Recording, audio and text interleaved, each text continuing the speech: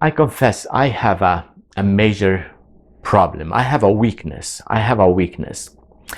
And my weakness is I don't read very well. Well, I know how to read, but my reading speed is very, very low. Compared to my wife, I'm a very poor reader. You see, unfortunately, when I was growing up in school, I really did not learn the good principles of reading, the good habits of reading. As a result, I do a lot of the bad habits. But also, by nature, I think I am a slow reader. Unfortunately, in my business world, through most of my career, I lived in a changing world, and I was expected to read a lot and learn a lot, learn it fast, and that was a major drawback, a major weakness in my life. Unfortunately, I tried to improve. I took 4 speed reading courses, my friends, and my reading speed has not improved a lot. So like you and I most likely say, well, what do we do about our weaknesses? How do we deal with them?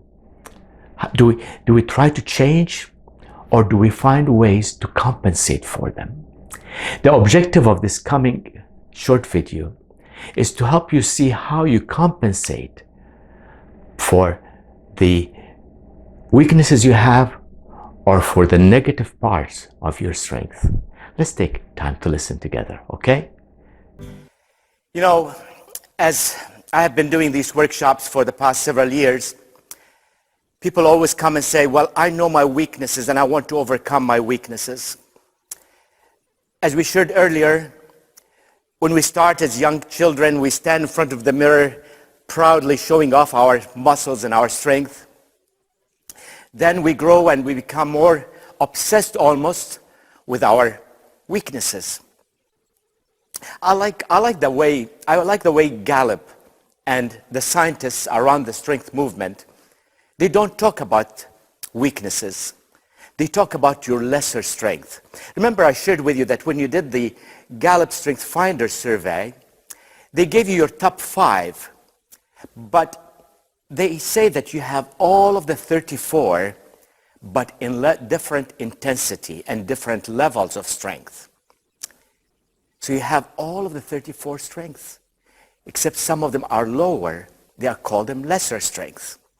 Now let me give you an example. Now I'd like you to do something while you're sitting there. While you're watching this video, could you please pick up a pen or a pencil? Go ahead, please do it. Pick a pen or a pencil and write your first name. Just write your first name. You have the talent to write your first name. And you can write this on a love letter. You can write it on a check or any other way. And you can always do it. You have the strength to write your first name. And you can do it every time, almost perfectly. That's your strength. Now, could you please do something else? Switch hands. With the same pen, switch hands and write your name again. It's not as comfortable, it's not as easy as it. Very few of us can ever write with both hands because God designed you to write with one hand. The other hand is your lesser strength. You have the ability to do it, but it's not easy. It will take far more energy than if you do it with the right hand. If God forbid and something happens to your first hand, you can develop the strength to write with your other hand. But that's not natural. That's not natural. Some of you I know most likely wear glasses. Some have hidden glasses. We call them contact lens. But why do you wear your glasses? Is it because you cannot see? No, you can see. But you can see better with glasses. See, for me, I need glasses when I drive, when I see things in the distance, especially at night. If I don't wear my glasses when driving at night, I get tired, and quite frankly, it can be dangerous. My wife, on the other hand, is the opposite. She needs her glasses for reading. You see, we use our glasses as a support system. We call them a support system.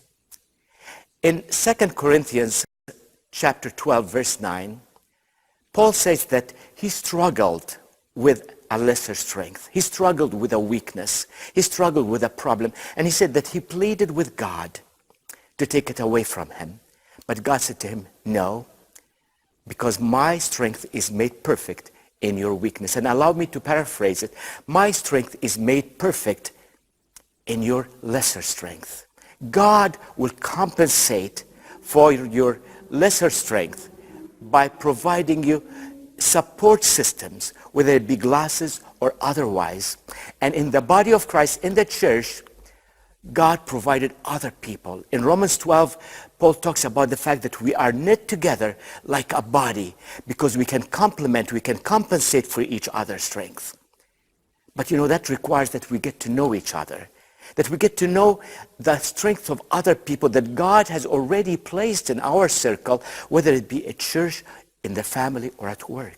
The problem we have, my friends, is that we talk about our weaknesses with each other. We don't talk about our strengths, so we get to know people with their weakness, not their strength.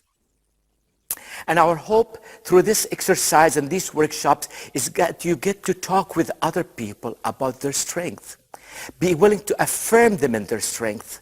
You see, that requires that we admit our lesser strength, but at the same time find other people that God has placed in our life so we can collaborate with them, support them, affirm them, encourage them, and together we become the body of Christ. This is what the church is all about. As we talk about weakness or lesser strength, I'd like to draw your attention to another very important factor in defining your talent and defining your strength. I'd like to call it the shadow side of your strength. The shadow side of strength. I shared with you in the beginning of our workshops that for me, I was fortunate to play to my strength most of my careers, but it was also the shadow of my strength that caused me the greatest crisis of my life, a crisis that had a negative impact on me and on my family. You see, the shadow side of your strength is when your strength becomes so pronounced and so strong that it becomes a liability. You see, for me, one of my top strengths, I'm an achiever. I like to get things done. And the greater the challenge, the more driven I've become.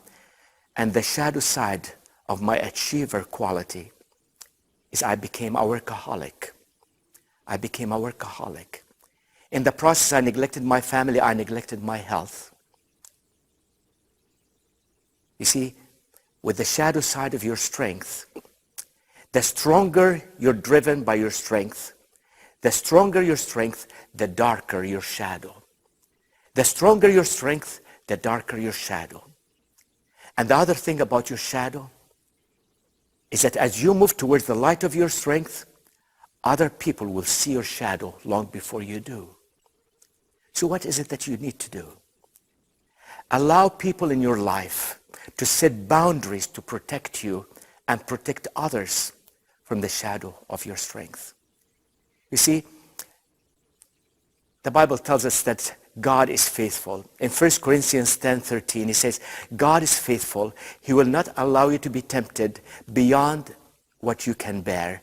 But along with the temptation, he will provide a way of escape that you may be able to endure it. You see, we're all tempted with the shadow of our strength. But God provides resources to protect you. In my case, God provided me with a wife who kept warning me that I'm damaging my health, that I'm neglecting my family, I'm having a negative impact on my children, but I was not listening. Then I remember a day in August 1999 when I sat in front of a doctor who told me, unless you change your work habits, don't bother coming back because you're almost beyond repair, my friend. And that was a boundary, and that's what led me to change. What's your shadow? What's your shadow? Let me share with you another shadow, one of my wife's shadows. I shared with you that one of her strengths is responsibility. Growing up in a home where her father was very demanding, my wife remembers one day coming home from high school with a paper and she had 96 on the paper, 96 out of 100. And her father said to her, what happened to the other 4? Aren't you good enough to get 100? And he handed her the paper. You see, with that kind of environment, one of the shadow side of my wife's strength is perfectionism. She developed a desire to have everything perfect, and in so doing, she put a very high standard of expectations on herself and on others as well. And that becomes very, very demanding. What's your shadow? What's your shadow? You see, take that strength profile inventory, which you see in your book, and make a list of every one of your strengths. Describe them with adjectives. List what you like and dislike, but also list the risks of your shadow, because that becomes your resume.